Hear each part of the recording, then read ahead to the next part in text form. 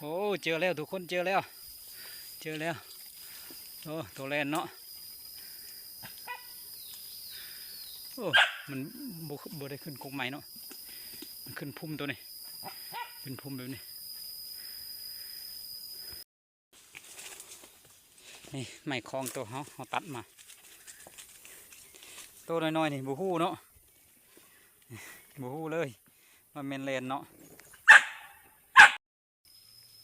สวัสดีเนาะพี่น้องทุกคนนั้นมานี่ก็จะได้เลาะป่าเบิ่งเนาะสิเลาะป่าเบิ่งแถวนี้ก่อนเพราะว่าออกตัดหญ้าเนาะแต่ว่า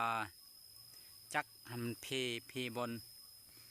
สายดึงหันบ่ได้ถือกุญแจมาก็เลยปะไว้เนาะแล้วก็จะเข้าป่าเบิ่งมันนี่สิเลาะเบิ่งว่าจะพอยังหรือบ่พอจะพอแลนหรือบ่พอแลนก็ไปเบิ่งนำกันเนาะทุกคนคิดว่าออกตัดหญ้าแต่ว่าจักเพก็เลยบ่ได้ตัดซ้ำตัดน้อยเดียวแต่ตอนนี้ก็จะเลาะป่าเบิ่งจะได้ติดตามไปเบิ่งนำกันไปสิเลาะป่านี่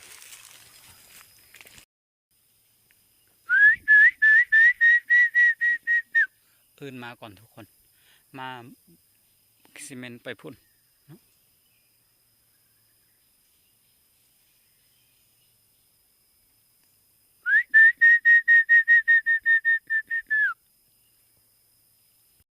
เฮ้มาเฮาแลนแล้วอยู่พุ่นไปทุกคนไปเบิ่งนำกันเฮาแลนแล้วโอ้ยังบกไกลออกไปนี่รถบอลไทยกินนี่ซีเมนต์เม็ดแลนบ่หรือยังนี่คืออยู่พุ่มใหม่เนี่ยเนาะจากงูป่ะทุกคนนี่คืออยู่พุ่มใหม่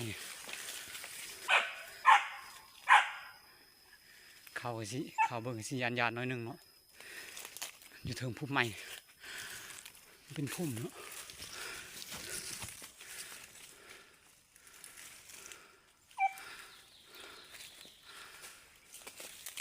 ยันถึงโอ้ตัวแลนทุกคนตัวแลนในพุ่มนี่อันนี้ตัวแลน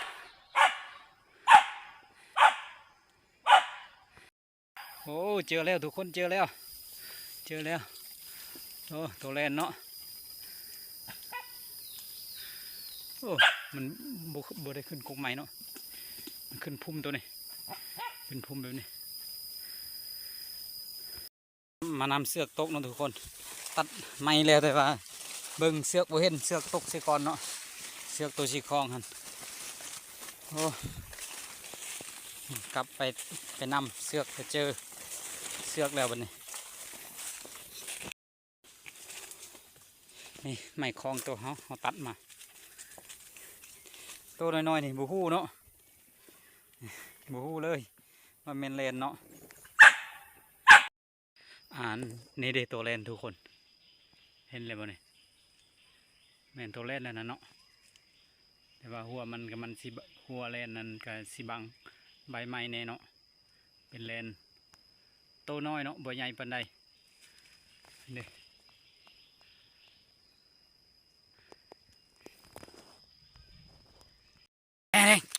แดงลงไหมลงเนาแล้วโอ้ได้แล้วเด้อนี่ได้แล้วเด้อนี่เพื่อนให้เราเจอเนาะอันนี้ยังบูฮู้เลยอยู่เซยนี่ตอนนี้เราก็ได้แล้วตัวหนึ่งเนาะทุกพี่น้องเอ้ยได้แล้วตัวหนึ่งนี่เราก็ไปต่อเนาะการว่าท่านได้กำลังเข้าน้อยนึงเนาะหาก็เข้าเลยมาเจอเลยเนาะตอนนี้เราก็ไปต่อเด้อ